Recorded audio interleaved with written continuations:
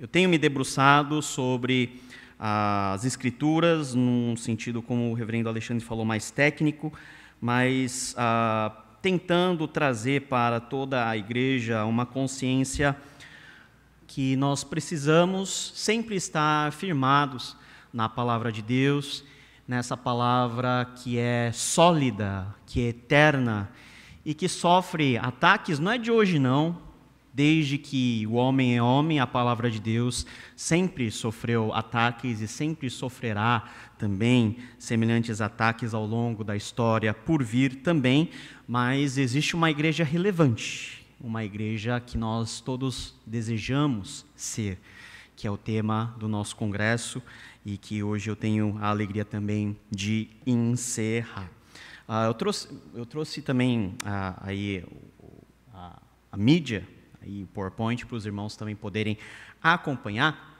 E nós vamos seguir uma jornada aqui que vai passar por 5 pontos importantes. Primeiro nós vamos falar sobre o nosso questionamento inicial, abordando um pouquinho sobre o tema que nos foi proposto hoje e pensar em um episódio bíblico muito interessante que nos faz analisar e ver como que os homens de Deus lidaram com a centralidade da palavra e o que podemos aprender com isso, baseado aí no relato de Atos, capítulo 17, versículo 16 a 34, que é quando Paulo está em Atenas.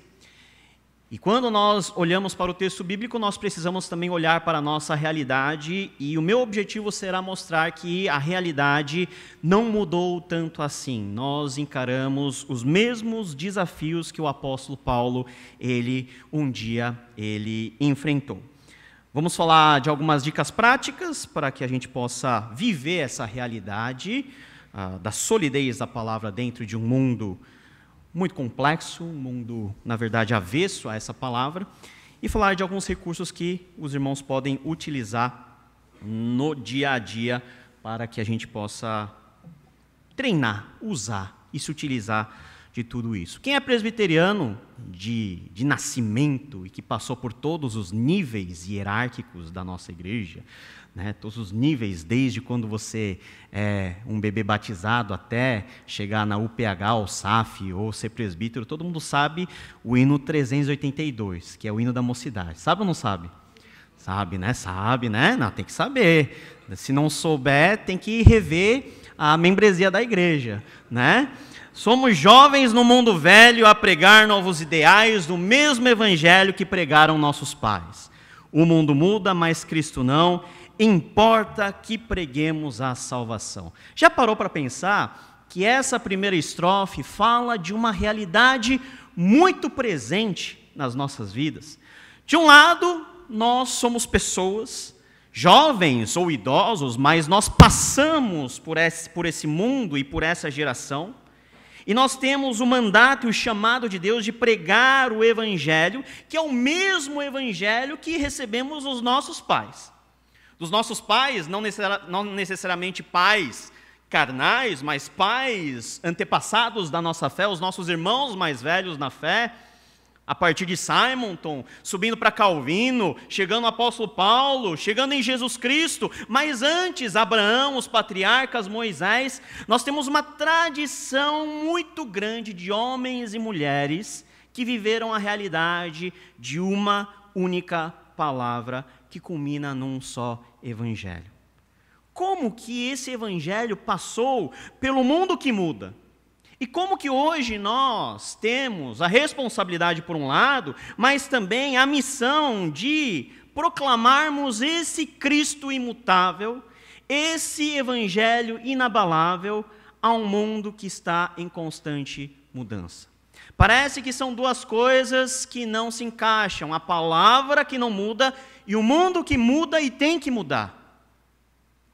Como que nós conciliamos isso? Como que nós pregamos a mensagem da salvação para pessoas diferentes, que vivem em lugares diferentes, em contextos diferentes, com uma mesma palavra e com uma mesma missão? Quando nós cantamos isso, quando a juventude canta isso, talvez a juventude não se dá conta do problema que ela tem nas mãos, de pregarmos a Cristo ressurreto dentro do nosso contexto, passando por todas as etapas da nossa vida até Cristo nos levar. O mundo muda, mas Cristo não, importa que preguemos a salvação. Não vou cantar o refrão para não estragar o humor dos irmãos, vamos passar. Que mundo é esse? Que mundo é esse que nós estamos vivendo? Que nós estamos Isso, aí foi demais. A explorar. Que mundo é esse que é o campo da nossa ação missionária? Esse é um mundo muito complexo. Mas nós achamos, e sempre as gerações presentes tendem a cair nesse pensamento, que o nosso mundo ele carrega e está passando pelos seus piores momentos. Mas quando nós fazemos uma análise séria da história, de toda a história, nós vivemos períodos muito mais tribulosos, muito mais desafiadores do que talvez o tempo que nós estamos vivendo hoje. Tempos de guerra, tempos de pestes mundiais, tempos de escassez, tempos de fome. Hoje o mundo, repleto de tecnologia, onde nós temos sistemas que salvaguardam a nossa liberdade, tudo isso fez com que a nossa vida melhorasse um pouco, em um certo sentido, mas essa melhora não trouxe uma melhora geral, que mexe com o coração e com o interior das pessoas. O problema do mundo está no mundo, mas está no mundo porque esse problema faz parte de nós, do nosso coração, aonde Deus quer tratar. E o remédio para que esse nosso coração seja tratado é a palavra de Deus. Mas pregar a palavra de Deus nesse mundo é um desafio muito grande, porque como foi proposto para mim falar sobre a solidez das Escrituras dentro de um mundo pós-cristão, realmente nós temos que discernir e refletir sobre o que é viver numa sociedade pós-cristã. O nome já dá medo, né? Pós-cristão. Então parece que você já está andando no meio de um campo minado, aonde a sua fé para o outro já é algo obsoleto, algo antigo, já ultrapassado. Parece que você está carregando uma mochila cheia de relíquias que hoje só tem valor estético, mas não tem valor prático. Será que é isso mesmo que está acontecendo?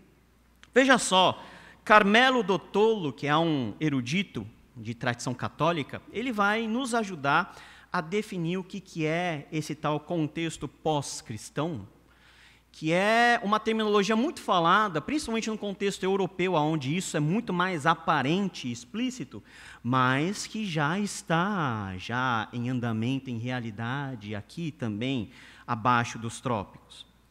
Ele diz o seguinte: o historiador Émile Poulain já tinha usado essa expressão, ou seja, pós-cristão.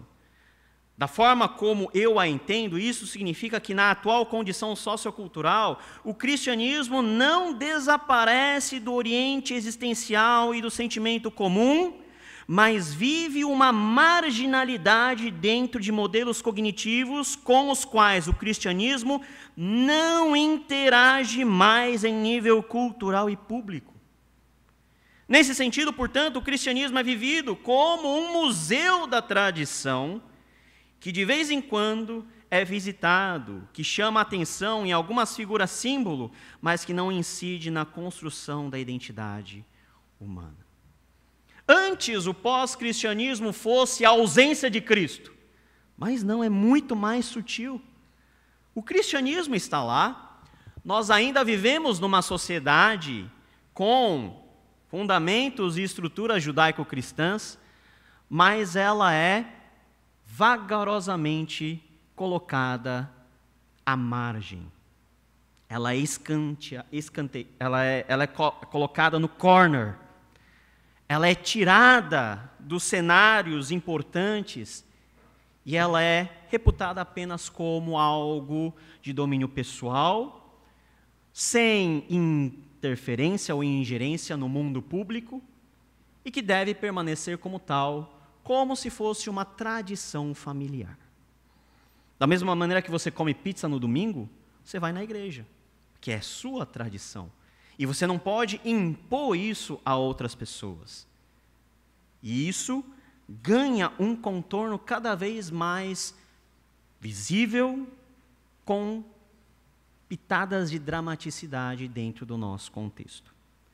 O ponto é que esse cristianismo, como diz o Dottolo, ele não interage mais em nível cultural e público, ou seja, o cristianismo se transforma em algo irrelevante. Falar sobre Jesus se transforma em algo mítico, algo que só evoca imagens de moral ou de práticas éticas, mas que não implica, como eu disse, na transformação fundamental do ser humano. Esse é o mundo dentro do qual nós estamos vivendo. Não existe uma campanha, pelo menos explícita, de tirar o cristianismo de destaque. Não. O negócio é muito mais sutil. É colocar cada vez mais o cristianismo à margem, devagarzinho, vai empurrando, sem ninguém perceber, sem os próprios cristãos perceberem que eles estão sendo colocados à margem. E esse espaço, ele é ocupado por qualquer outra coisa que sirva aos interesses do homem e da mulher que vivem esse contexto pós-cristão. Não é de incomodar o nosso coração saber que vivemos dentro desse contexto e não traz um senso de desafio dentro de cada um de nós. Nós vivemos de uma forma diferente porque essa é a realidade na maioria de nós crentes que frequentamos a igreja. A igreja é um detalhe marginal na vida. A Bíblia é um detalhe pontual da minha existência. Eu cuido de jovens lá na igreja e os jovens são assim. Eles tomam a decisão, faz tudo o que tem para fazer e depois vem pedir aconselhamento. Ô pastor, como que eu resolvo a minha vida? Né? Aí eu falo pro carinha, você podia ter vindo uma semana antes falar comigo. Você podia ter vindo um mês antes para trocar um papo assim, sabe? Para iluminar a sua mente. Não, depois que fez tudo, vem para consertar a vida. Jesus pode consertar a vida? Claro que pode, mas as consequências vão estar lá para você administrar até a parcela acabar, as parcelas zerarem. Algo que nós devemos estar atentos e sempre o nosso chamado para sermos uma igreja relevante, baseada na palavra de Deus, é de como essa palavra deve ser transmitida a uma sociedade que encara o cristianismo como qualquer outro tipo de mover religioso, qualquer outro tipo de filosofia, sem se dar conta que o cristianismo é a saída. Então todo mundo ouve e recebe a mensagem de Cristo. Ouve e acha bonito. Mas nós não podemos parar por aí. Nós temos que ser usados por Deus para gerar naquele que está ouvindo a palavra um sentimento de urgência quanto à sua própria vida diante de um Deus que demanda um tipo de decisão e demanda um tipo de transformação. Não está bom como está. O Evangelho te chama à mudança. E a relevância da igreja está na proclamação desse Evangelho, que proclamou a mesma mensagem a todas as pessoas nesses 2000 anos de história. Aonde nós vemos isso de forma verificável, de uma forma bem ilustrativa, é no texto de Atos, capítulo 17, versículo 16 a 34. Eu vou ler com os irmãos trouxeram a Bíblia aí. Atos, capítulo 17, 16 a 34. Vou ler na Nova Versão Internacional. Enquanto esperava por eles em Atenas, Paulo ficou profundamente indignado ao ver que a cidade estava cheia de ídolos.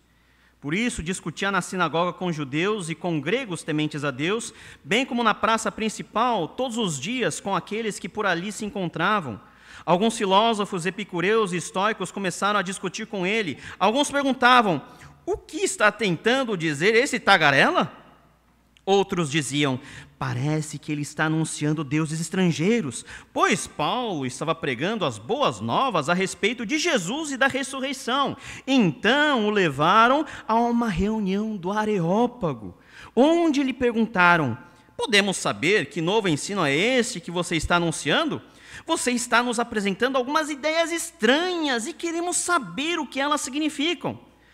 Todos os atenienses e estrangeiros que ali viviam não se preocupavam com outra coisa senão falar ou ouvir as últimas novidades. Então Paulo levantou-se na reunião do Areópago e disse: atenienses, vejo que em todos os aspectos vocês são muito religiosos, pois andando pela cidade, observei cuidadosamente seus objetos de culto e encontrei até um altar que está com a inscrição: ao Deus desconhecido. Ora, o que vocês adoram, apesar de não conhecerem, eu lhes anuncio. O Deus que fez o mundo e tudo que nele há é Senhor dos céus e da terra e não habita em santuários feitos por mãos humanas. Ele não é servido por mãos de homens como se necessitasse de algo, porque Ele mesmo dá a todos a vida, o fôlego e as demais coisas. De um só fez Ele todos os povos, para que povoassem toda a terra, tendo determinado os tempos anteriores estabelecidos e os lugares exatos em que deveriam habitar. Deus fez isso para que os homens o buscassem e talvez, tateando, pudessem encontrá-lo, embora não esteja longe de cada um de nós, pois nele vivemos, nos movemos e existimos, como alguns dos poetas de vocês diziam, também somos descendência dele.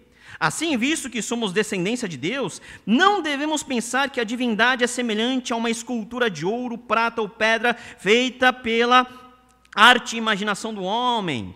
No passado, Deus não levou em conta essa ignorância, mas agora ordena que todos, em todo lugar, se arrependam, pois estabeleceu um dia em que há de julgar o mundo com justiça, por meio do homem que designou, e deu provas disso a todos, ressuscitando-o dentre os mortos. Quando ouviram sobre a ressurreição dos mortos, alguns deles zombaram, e outros disseram: a esse respeito nós ouviremos outra vez. Com isso, Paulo retirou-se do meio deles. Alguns homens juntaram-se a ele e creram. Entre eles estava Dionísio, membro do Areópago, e também uma mulher chamada Dâmaris, e outros com eles. Amém. Esse texto, ele acontece dentro daquilo que nós chamamos de segunda grande viagem missionária do apóstolo Paulo. Paulo, na primeira viagem, ele rodeou a região que hoje é a Turquia, que nós chamamos de Ásia Menor, saindo de Antioquia, e ele retorna, e logo após que ele retorna, em Atos capítulo 15, nós temos aí a grande reunião do presbitério dos apóstolos, onde é decidido e deliberado que a igreja está com as portas abertas a aceitar todos os gentios.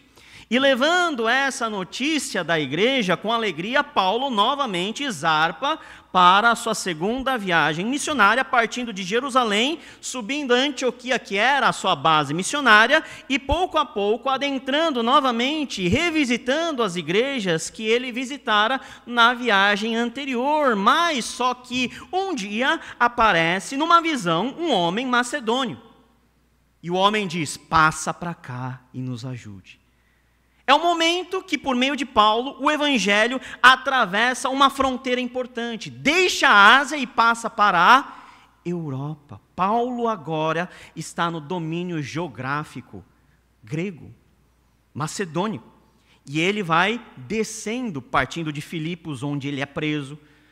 Depois ele vai para Tessalônica, onde acontece um poderoso mover de Deus, uma cidade que recebeu de braços abertos o evangelho. Todos eles se converteram a Cristo, abandonaram os ídolos, como Paulo vai dizer na primeira carta aos Tessalonicenses. Depois Paulo desce para a Bereia, e os bereanos eram homens que estavam atentos em encaixar, em verificar se aquilo que Paulo estava pregando era de fato a palavra de Deus, de acordo com as Escrituras Sagradas.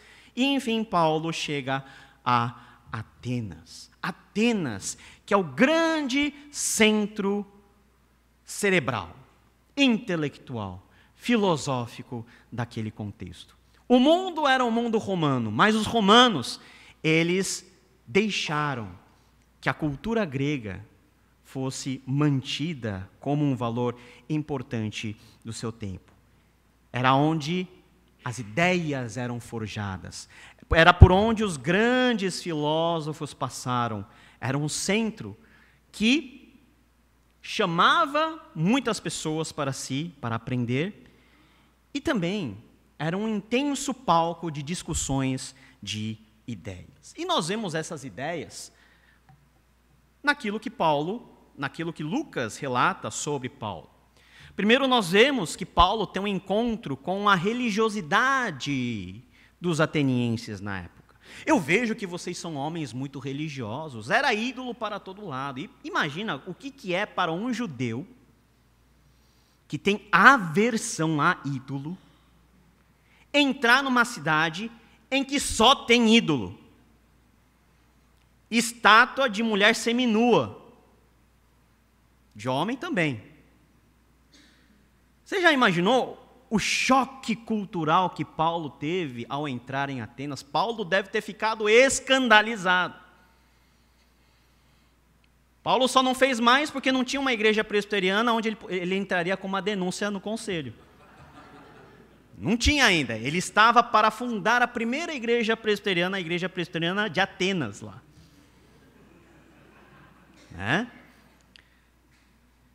Politeísmo. E os gregos eram muito gente boa porque eles eram abertos demais. Você está trazendo mais um Deus? Já temos tantos, mais um. Só colocar mais água no feijão. Traz, vamos cultuar juntos, vamos ver, vamos conhecer que Deus é esse que você está trazendo. Então, a chegada de Paulo, por um lado, gera em Paulo aquela ira santa. Os olhos de Paulo, se fosse um meme hoje, era aquele olhinho com fogo saindo assim. Mas os gregos escutaram Paulo falar, nossa, que sujeito estranho, né? Falando de um tal de Jesus que ressuscitou. Vamos chamar ele, a gente quer ouvir, a gente quer saber. Vai que é um negócio legal. Vai que a gente não entra nessa moda aí. E chamaram Paulo. Então era um povo que tinha uma facilidade de assimilar deuses de outras culturas, e os romanos faziam isso como estratégia para a consolidação do seu próprio poder. Porque os romanos cresceram com base nisso, vai assimilando os deuses, as divindades. Primeiro pegou todo o panteão grego e assimilou para si, deu outros nomes. Depois fez isso com os judeus, assimila o judaísmo como uma religião lícita. Vocês podem aí continuar adorando ao Deus de vocês, só pagam imposto. Tudo termina em imposto na Bíblia também. Só pagar que está tudo certo. É só vocês obedecerem direitinho. Paulo também tem contato com o mundo filosófico, com o padrão de pensamento daquela época. Paulo, que é nascido em Tarso, ele sabia e tem conhecimento, pelo menos dos ditos, das ideias principais da sua época. Era uma ideia efervescente, né? Não fazia muitos séculos que Sócrates, que Platão, que Aristóteles tinha passado. As ideias estavam muito frescas. Os filósofos estavam em moda. Paulo, ele fala dos epicureus, ele fala com epicureus, com estoicos. De um lado, gente muito pragmática, que encontra no dia a dia a felicidade, tenta viver a felicidade até os últimos instantes, que é o caso dos epicureus. E também fala com os estoicos, que são gente mais, pensa em grandes conceitos, verdades etéreas, padrões morais, filosóficos rebuscados. Também, Paulo tem encontro com um padrão de vida, que era um padrão de vida de gente muito curiosa, em saber das últimas novidades, porque eles gostavam de falar e ouvir sobre as últimas novidades, diz o texto. Olha aqui só que interessante. E se nós pegarmos esses fatores aqui, são fatores que com uma roupagem diferente são os mesmos que continuam no nosso mundo hoje, depois de 20 séculos. Um mundo totalmente flexível e aberto. Você pode falar, mas o mundo não é religioso, aí que você se engana.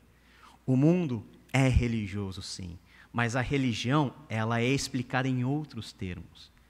Não é um mundo mais onde o ídolo de barro é alçado à categoria de deuses, é um mundo onde a minha ideia assume esse lugar, onde o meu padrão de vida assume essa posição. Um mundo que prega pluralidade, mas não aguenta ouvir sobre a verdade. Um mundo que é cheio de filosofias pragmáticas, de um lado, que evocam a necessidade de buscarmos o prazer, mas também um mundo que quer encontrar razões que dão sentido às coisas. Um mundo que é aguçado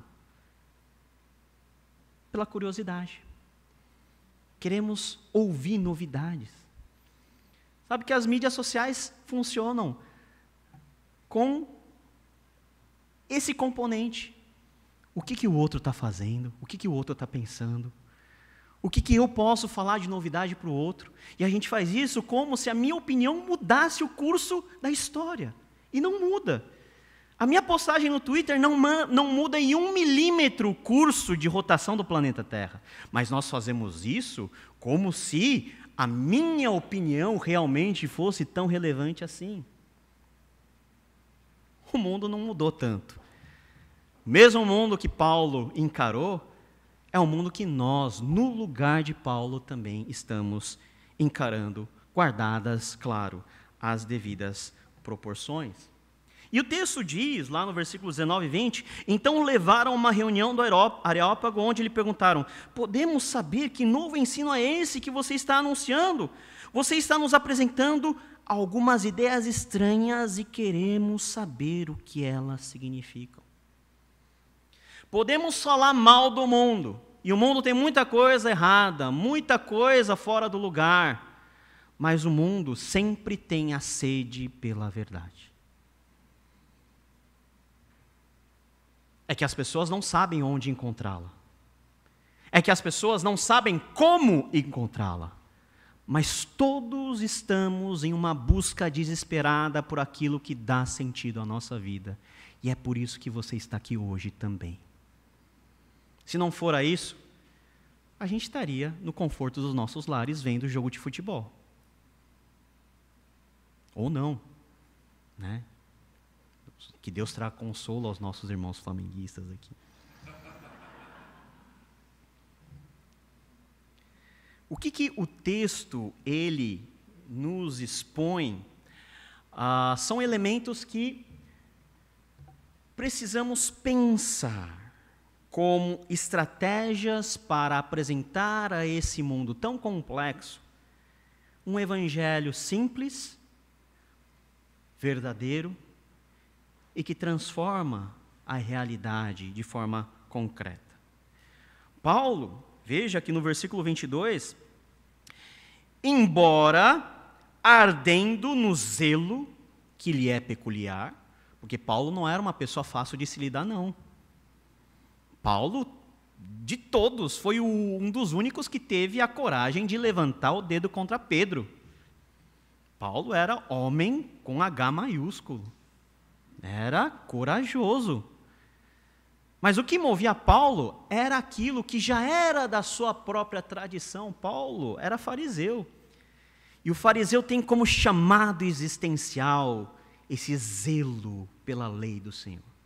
Ele está disposto a abandonar a vida pela lei, pelas tradições. Mas veja que Paulo, ele não vai em direção aos atenienses e começa a enumerar o pecado de cada um deles. Paulo não vai em direção aos ídolos e começa a chutar. Paulo não vai lá no Areópago e começa a falar e criticar tudo o que está acontecendo. Paulo, embora esteja dentro de um contexto totalmente diferente do seu contexto de fé, ele busca encontrar pontos de empatia. Ele busca, dentro de toda a carga negativa da vida dos atenienses, algo de bom e de positivo que possa permitir que ele comece a falar do Evangelho. Ele diz no versículo 22, atenienses, vejo que em todos os aspectos vocês são muito religiosos. E o religioso aqui não é palavra feia, não. Vocês são pessoas que realmente estão à busca de encontrar-se com uma realidade transcendente, com esses deuses. Olha só quantos deuses vocês têm. Então o esforço que vocês têm é enorme, parabéns por isso. Paulo reconhece que a sede que os atenienses têm é a sede que qualquer ser humano tem em todos os tempos da nossa história, que é a sede pelo transcendente, pelo divino, pelo elo que nos liga com o nosso Criador. Paulo não começa abrindo a Bíblia, porque Paulo não tinha Bíblia para abrir na época, né, pelo menos não completa. Paulo não começa citando João 3,16. Paulo não começa a falar das 4 leis espirituais.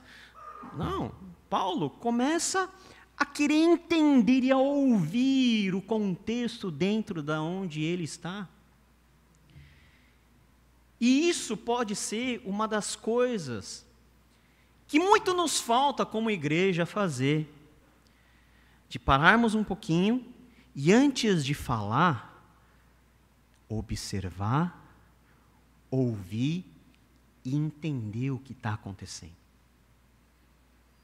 E encontrar pontos de apoio e de empatia que faça com que a sua mensagem, a mensagem eterna, imutável de um Deus maravilhoso que enviou o seu Filho Jesus Cristo para morrer na cruz, seja ouvida com mais facilidade. Empatia. É muito mais fácil você pregar o Evangelho para quem confia em você, para quem é amigo. Você vai brigar e arranjar briga com toda a vizinhança e depois você vai lá, bate na porta, então, eu quero falar do Evangelho para você. Eu quero falar que eu te amo em Jesus. Depois de ter xingado no zap, né? Depois de ter orado uns 3 salmos imprecatórios, ter pedido para Deus estourar o dente do fulano e da fulana, você vai lá, não, Jesus te ama, e eu também, amém. Não tem nenhuma empatia. Você já fechou a porta para que o Evangelho possa ser pregado. Veja só que o problema pode estar em nós e nas nossas atitudes. Paulo também estabelece aquilo que o texto chama a atenção como um ponto de contato. Veja o versículo 23. Pois, andando pela cidade, observei cuidadosamente seus objetos de culto e encontrei até um altar com a inscrição ao Deus desconhecido. Você vê esse negócio assim, você não entende, ao Deus desconhecido. Então os gregos, de tão religiosos que eles eram, eles tiveram um cuidado de fazer um altar a um Deus desconhecido, porque vai que eu me esqueci de alguém. Sabe premiação do Oscar assim, né? O premiado vai lá na frente e começa a agradecer todo mundo, né? E tem gente que fala assim, eu não vou citar nomes por medo de esquecer de alguém. Então tá lá o Deus desconhecido. Ele está sendo honrado, só não sei quem ele é, mas o altar dele está aí. E olha só, a inteligência de Paulo é genial. Paulo é um homem de Deus mesmo. Em todos os aspectos da palavra, porque Paulo olha para aquilo e é um negócio que é para te deixar bravo. Como assim é o Deus desconhecido? Né? Vocês são muito tolos. Não, Paulo chega lá no maior carinho, né? Olha, o que vocês adoram, apesar de não conhecerem, eu lhes anuncio. Nós, será que temos a mesma habilidade de anunciar aquele que a pessoa não conhece, mas você sabe que a pessoa está buscando por aquilo, por aquela pessoa, a Jesus. Esse ponto de contato fez desmoronar para muitos a barreira para que o evangelho, aí sim, fosse pregado. Então o problema não está nas escrituras sagradas, porque as escrituras sagradas, elas para nós são a revelação de Deus, de tudo que nós precisamos saber sobre Deus e a sua vontade para a nossa salvação. O problema está em como nós anunciamos essa palavra. Qual a habilidade que nós temos em manejar bem a palavra da salvação? De entender que palavras eu posso usar, como que eu posso estabelecer um ponto de empatia, de contato com a minha audiência, e é somente a partir daí, depois de ter feito esse preâmbulo, é que Paulo começa a falar do Evangelho. E começa a falar do Evangelho da sua forma mais pura e plena, que é contar a história da salvação. Deus criou todas as coisas, mas nós nos desviamos pelo caminho e precisamos de uma solução. E essa solução foi nos dada por aquele a quem Deus designou, por meio de quem o mundo será julgado e aquele que crer será salvo. Falar da criação, versículo 24 a 28, falar da queda, da redenção e da consumação. Ou seja, Paulo faz aquilo que se espera que todos façam, na medida em que pregam o Evangelho, que é contar a melhor de todas as histórias. O Evangelho, a palavra de Deus, muitas vezes é encarada como um conjunto de doutrinas sem vida, como um conhecimento enciclopédico que você procura o verbete em situações específicas da sua vida. Eu estou precisando melhorar a minha vida, então você vai lá no verbete oração. Eu preciso ter a convicção da salvação, então você vai lá no verbete predestinação. Mas a Bíblia, antes de ser tudo isso, a Bíblia é uma história coesa. É aquilo que hoje as pessoas chamam de metanarrativa, ou seja, a história absoluta que dá sentido a todas as coisas. Se a história da Bíblia dá sentido a todas as coisas, é isso que todo ser humano busca saber, muitas vezes sem saber aonde encontrar as respostas, sem saber a história de quem recorrer para que a sua própria história, com H minúsculo, tenha relevância. E você pode ver que as pregações dos apóstolos em Atos é isso daqui. É simples. Não tem desenvolvimento homilético extraterrestre. Não, é falar que Deus criou todas as coisas, o homem pecou, Jesus veio para nos salvar, ele morreu na cruz, ressuscitou, e um dia ele vai julgar todas as coisas. Essa história que todos precisam ouvir. Mas a grande questão é se nós sabemos contar essa história.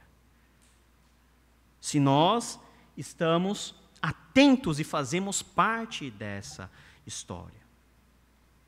Empatia, contato. Então veja que na parte do contato, você tem a realidade aí, né? Esse altar é um altar que foi descoberto, não em Atenas, mas dentro do contexto mais romano, que tem a inscrição que foi dedicado a um Deus que não é conhecido.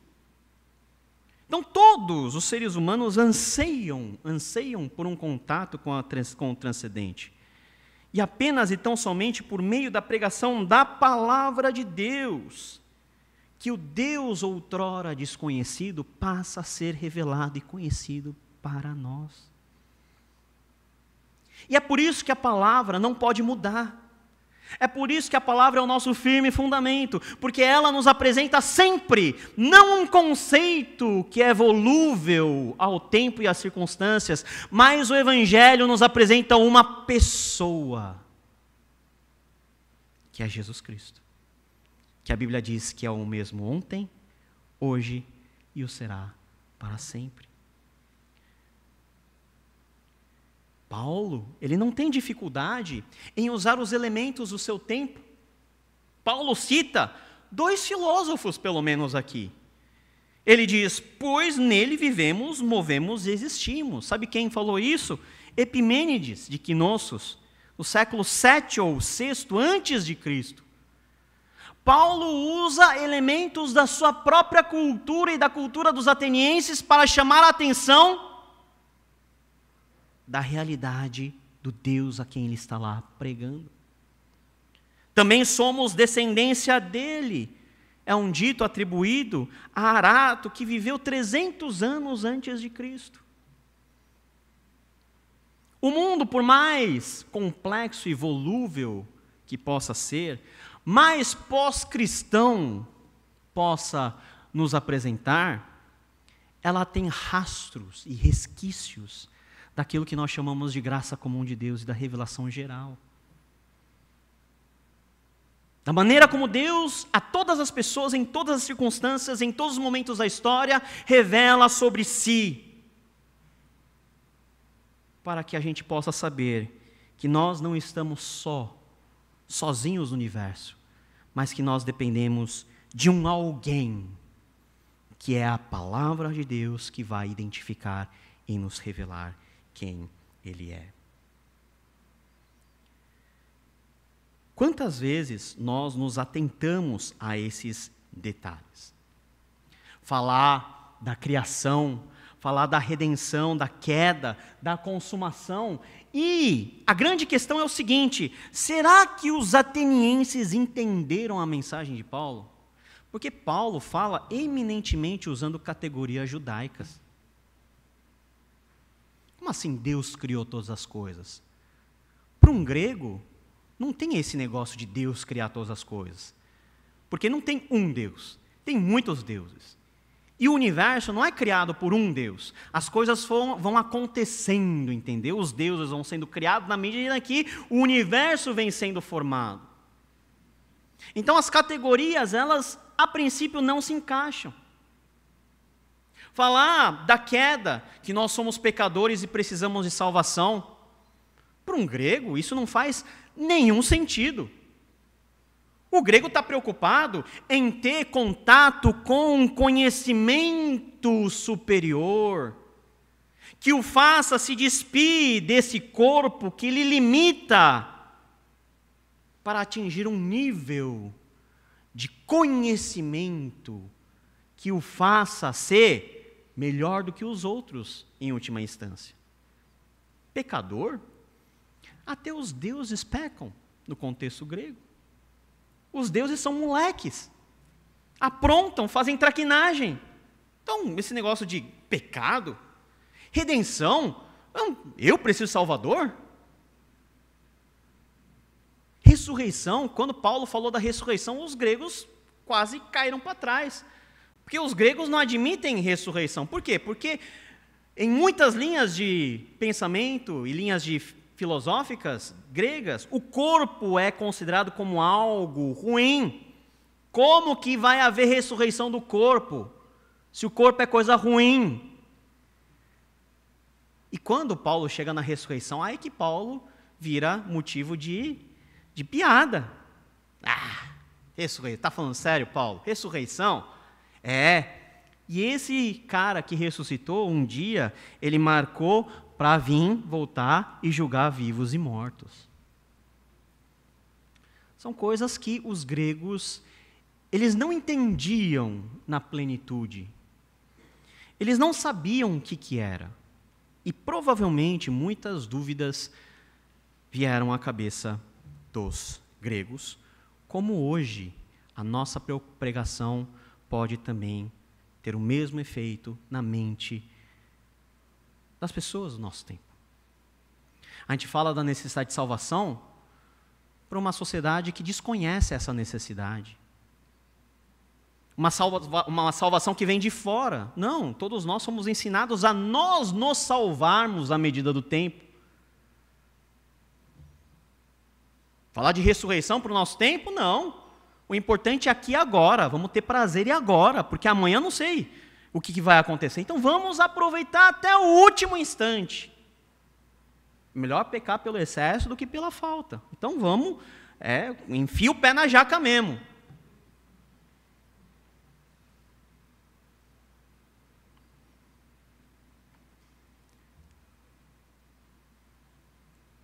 Essa falta de entendimento, ela pode ser corrigida na medida em que nós transformamos o Evangelho naquilo que o Evangelho é.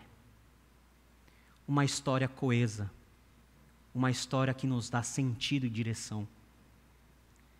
Porque todos fazem uma pergunta. Todos fazem a seguinte pergunta: eu faço parte de quê? Quem eu sou? Qual que é a minha história? Passando eu por esse mundo, que legado eu vou deixar? O filósofo inglês Alasdair MacIntyre, ele disse o seguinte: somente posso responder à pergunta o que devo fazer, se puder responder à pergunta anterior, de que história creio que faço parte. Todo mundo está à busca disso. Todos nós queremos dar sentido à nossa existência. E o que dá sentido para a nossa existência é uma boa história aonde a gente pode ser encaixado. Uns inventam história. Uns forjam a história. Outros entendem que nós fazemos parte de algo muito maior, que une as pessoas desse tempo aos do tempo passado, com as do tempo futuro. Uma grande história. E para entendermos isso, nós precisamos fazer um exercício de lermos a Bíblia, que é a grande história de Deus, de forma profunda, analisando o seu texto, o seu contexto. Não como um livro enciclopédico, onde você encontra respostas rápidas para soluções difíceis. Né? A caixinha de pergunta para pastor é a versão repaginada da caixinha de promessas antigamente. Você pergunta para o pastor na caixinha lá do Instagram e você espera que a resposta mude e transforme a sua vida. As pessoas vêm, eu abro essas caixinhas e é muito legal, né? As pessoas perguntam coisas complexas e eu respondo muito fácil, pergunta para o seu pastor. Ou vai ler a Bíblia. Eu só respondo pergunta fácil. Coisa difícil eu mando no privado. Ó, isso você pergunta ao seu pastor, tá? Mas o quanto nós entendemos que a Bíblia, ela tem um texto e um contexto próprio, mas ela quer mudar também o nosso contexto de forma que nós participamos da história que essa palavra tem a nos apresentar. Então, de leitor, nós passamos a ser participantes daquilo que Deus em Cristo Jesus quer fazer no mundo, no aqui e no agora. Precisamos colocar na balança e acharmos um equilíbrio entre o evangelho que eu tenho e que eu creio em um mundo fluido, um evangelho firme, uma escritura sólida, dentro de uma realidade onde tudo é muito flexível e relativizado. Defender que existe uma só verdade e não uma verdade para cada cabeça. Fazer com que o eixo da nossa vida seja puxado de um pós-cristianismo para uma realidade cristocêntrica. E essa é uma tarefa que, pelas forças humanas, é impossível de ser feita, mas que ela só pode se tornar realidade quando, aliado à pregação fiel da palavra de Deus, o próprio Espírito Santo convencer o homem e a mulher de hoje do pecado, do juízo e da justiça. como que a gente pode fazer isso? Isso é muito difícil. Se tivesse resposta fácil para essa questão, né? Se eu tivesse, eu ia ficar muito rico. A gente luta para ver essa resposta manifesta dentro da nossa igreja, dentro do nosso contexto, dentro da nossa família. Michael Bird, ele diz o seguinte: devemos olhar para a Bíblia de novo, reconhecendo sua localização e propósitos específicos, entendendo sua situação e seu ambiente histórico. Uma vez que a Bíblia nos pareça estranha, podemos relê-la novamente em seus próprios termos, sem projetar a nós mesmos ou nossa própria cultura nela. Nossa, pastor, que coisa estranha. Como assim? Ler até que a Bíblia se torne um texto estranho para nós. No seguinte sentido, lê com a mente daquelas pessoas que primeiro receberam a palavra de Deus. Não no nosso tempo, não na nossa cultura, mas nos tempos de Jesus, entendendo que o texto bíblico lida com um cenário diferente do nosso. Entender qual era o propósito de Jesus quando disse parábolas naquele contexto. E isso acontece toda vez que nós nos reunimos e a palavra é pregada aqui. Toda vez que nós fazemos um estudo bíblico sério, os pequenos grupos se reúnem e investigamos isso para que depois, uma vez que nós pegamos a máquina do tempo e nós somos transportados ao passado, investigamos como é o texto, o que Deus fez com aquelas pessoas, nós somos transportados de volta para o aqui e agora, para que aquilo que Deus fez lá também possa ser feito aqui, porque é o mesmo Deus, uma só mensagem, um só Espírito. A partir daí, somos capacitados e encorajados a encontrar maneiras novas, empolgantes e desafiadoras de torná-la relevante para nós. Então, ler as Escrituras é algo que nós precisamos estar empenhados, juntos. Ninguém lê a Bíblia sozinho. Coisa mais perigosa é você achar que tudo que você sabe da Bíblia é a verdade. Aí você começa a criticar, aí você começa a ser chato. Não, mas quando você está em comunidade, você vai aprendendo com o outro, e dentro da voz da multidão dos santos, você começa a entender o direcionamento do Espírito por meio da sua palavra. Tudo começa aqui, para atingir que propósito? Para atingir o propósito de nós oferecermos um firmamento, um fundamento sólido para um mundo líquido. Quem cunhou esse termo foi o filósofo já morto Zygmunt Bauman. Ele diz o seguinte: escolhi chamar modernidade líquida a crescente convicção de que a mudança é a única coisa permanente e a incerteza é a única certeza. Genial, é isso que a gente vive hoje, né? A única certeza que eu tenho é que eu não tenho certeza de nada. Basta ver os comentaristas de futebol. Cada um fala uma coisa, ninguém tem certeza de nada. E o que acertar, acertou por um lance de sorte. Vivemos um tempo em que estamos constantemente correndo atrás. O que ninguém sabe é correndo atrás de quê? Está correndo atrás de alguma coisa.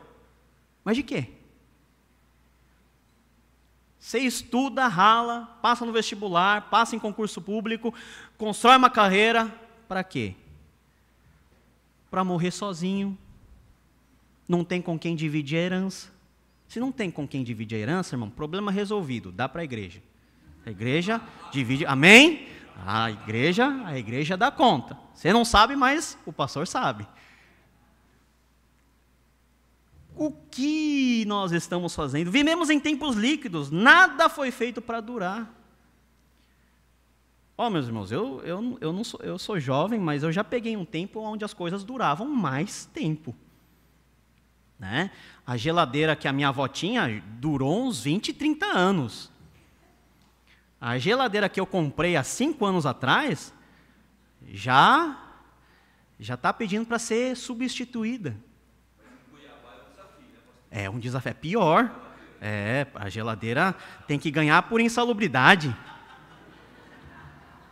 Um adicional, né? Ar-condicionado, então, né? É tipo colocar ar-condicionado na sala do Satanás. É o bafo. O que nós temos que fazer com esse evangelho, que é sólido como uma rocha, em um tempo em que tudo escapa pelos dedos? Aí eu tenho que recorrer ao careca, que é o Timothy Keller. Ele diz que uma solução viável é a contextualização. Contextualizar não é, como normalmente se afirma, falar o que as pessoas querem ouvir. Significa antes oferecer às pessoas respostas bíblicas que elas talvez não queiram ouvir de forma nenhuma, às perguntas sobre a vida que estão fazendo, na época e no lugar em que se encontram, numa linguagem em forma a se compreendam e por meio de apelos e argumentos com uma força que elas sejam capazes de sentir, ainda que no fim de tudo os rejeitem.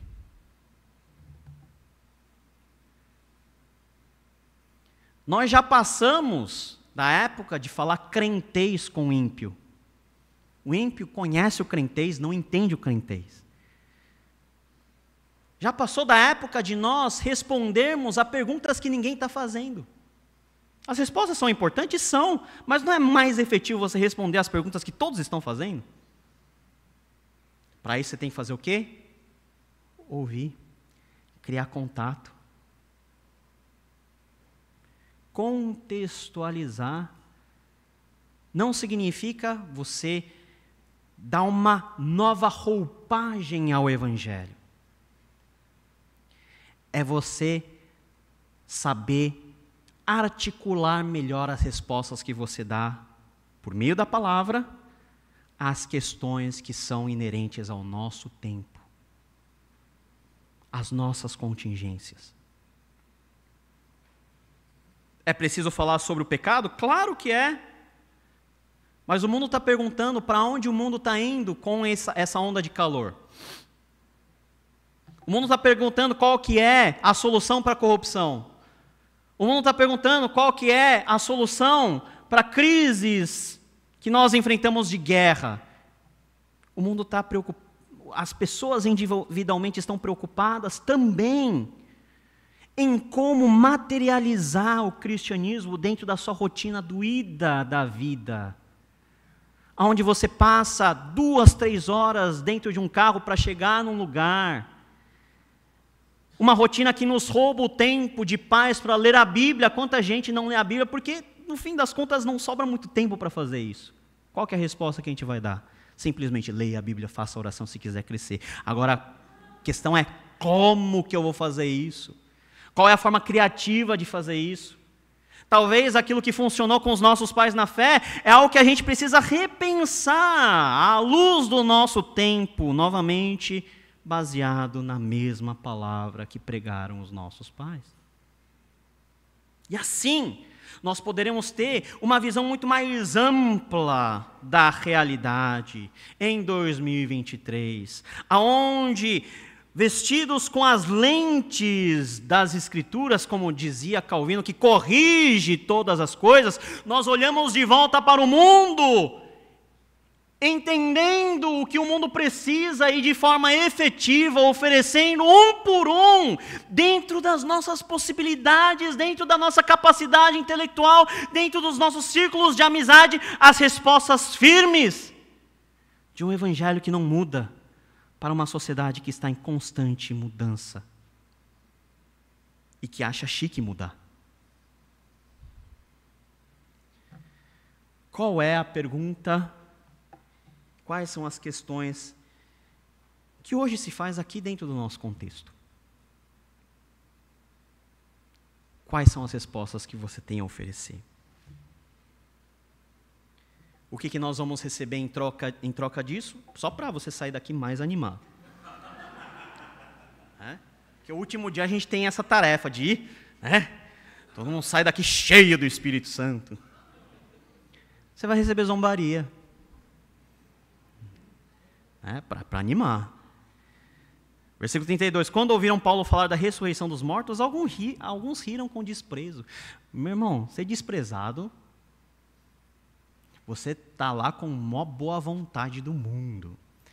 Você podia estar roubando, fazendo qualquer crime, você está lá pregando o evangelho.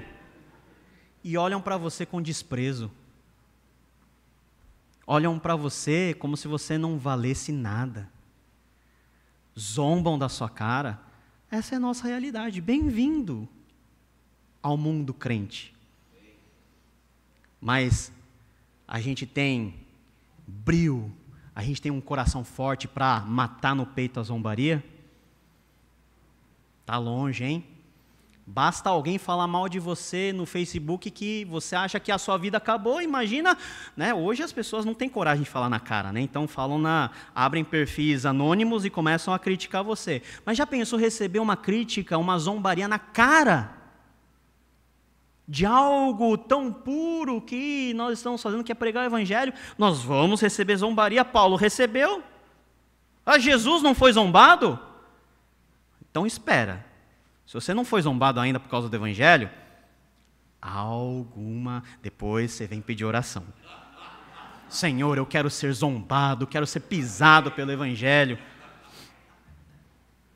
Mas algo que dói muito é a indiferença. Pelo menos quem zomba você tá te dando um feedback. Tem que incomodar. Tá lá. Mas quem olha para você assim, sabe, meia-noite, você com sono e a sua esposa quer falar com você alguma coisa séria. Você está lá, sonolento, quase caindo assim. E a sua esposa vai falando. E a voz da sua esposa vai trazendo mais sono.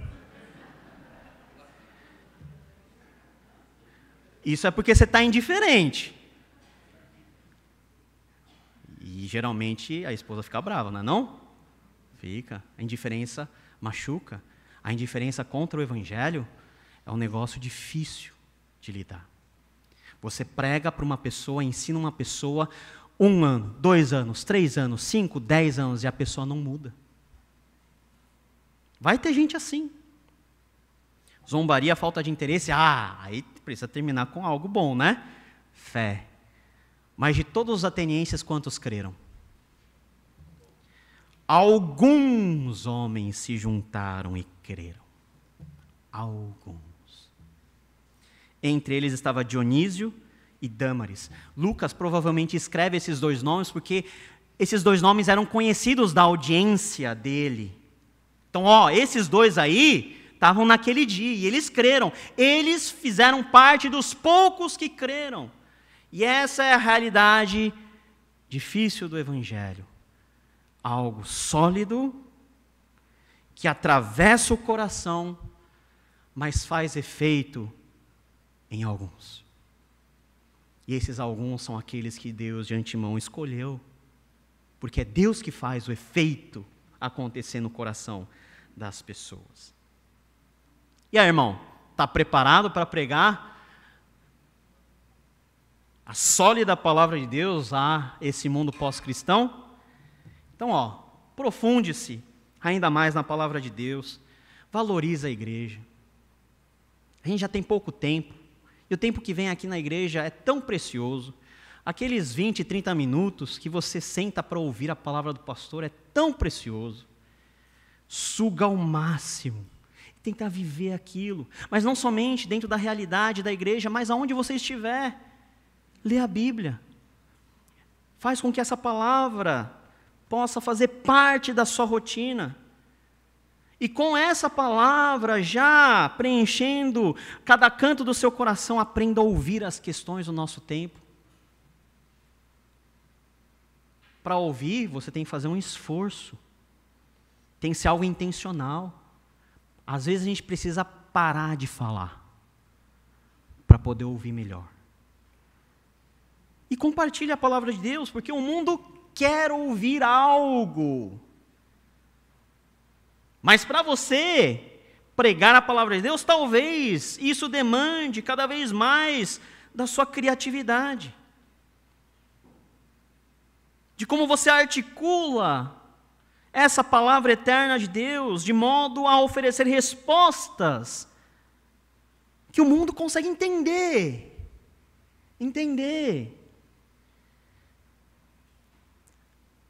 Saiba contar a grande história da redenção.